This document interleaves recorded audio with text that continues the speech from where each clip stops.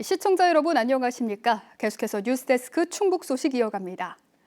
특정 국가와 집단에 대한 혐오 문구가 담긴 현수막이 최근 거리 곳곳에 내걸려 눈살을 찌푸리게 하고 있습니다. 표현의 자유라는 이름 아래 혐오가 확산되는 건 아닌지 불쾌감을 표시하는 사람들이 많은데요. 법 개정 운동으로까지 확산되고 있습니다. 허지희 기자입니다. 충주 도심 한복판. 시진핑 장기 이식으로 150세, 실종자 급증, 장기매매 조심이라는 문구의 현수막이 붙었습니다.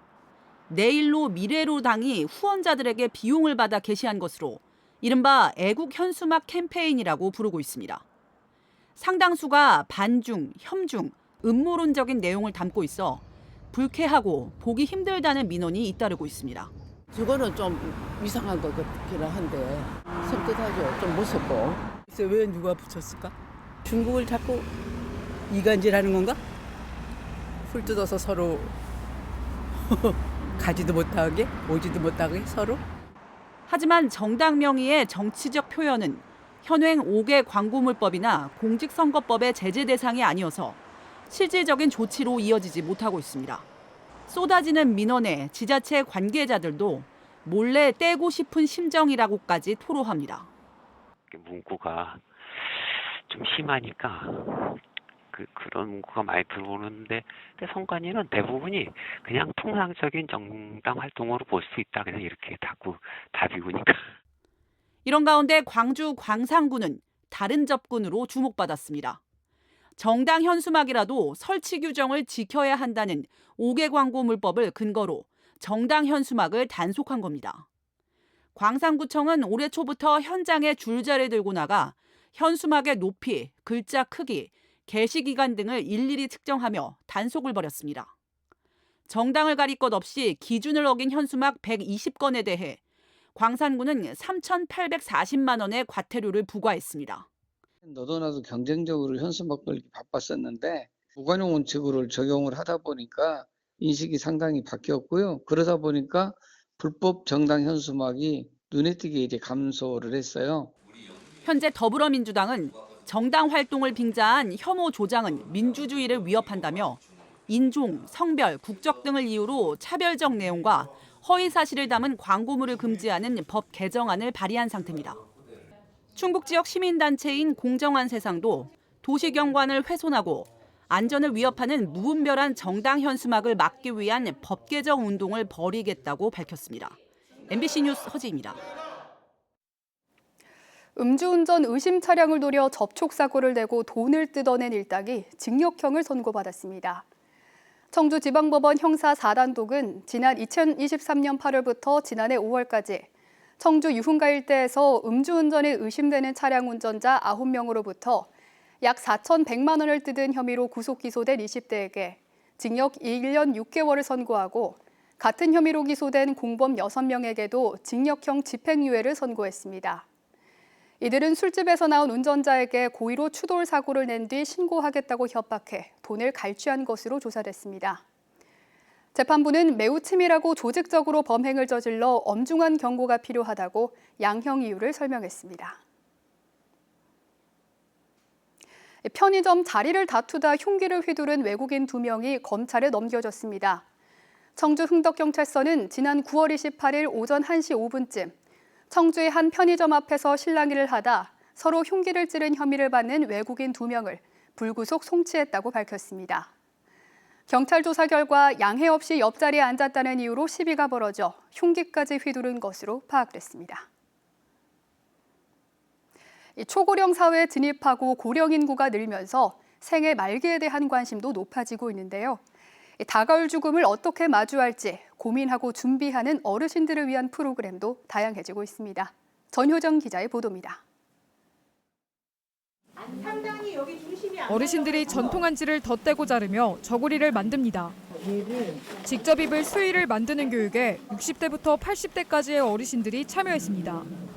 내가 가는 길에 내 손으로 이렇게 예쁘게 아름다운 옷을 지어 입고 가면 너무 행복하고 보람될 것 같아요. 충북에서 고령 인구 비율이 43%로 가장 높은 괴산군에서 진행되는 웰다잉 프로그램입니다. 죽음을 주제로 한 강의지만 어르신들의 표정은 오히려 평온합니다. 관에 들어가는 상황을 체험하고 직접 쓴 유언장도 읽으며 죽음을 자연스러운 과정으로 받아들입니다. 나의 장례를 상상하며 마지막 인사를 남깁니다. 가족들에게는 그리고 지인들에게 말합니다.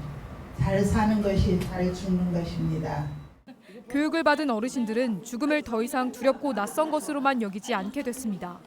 그전에는 막연하게 생각했던 게 언제가 될지 모르지만 누구나한테 오는 거 그리고 훨씬 가깝게 진지하게 생각하는 계기는 되는 것 같아요.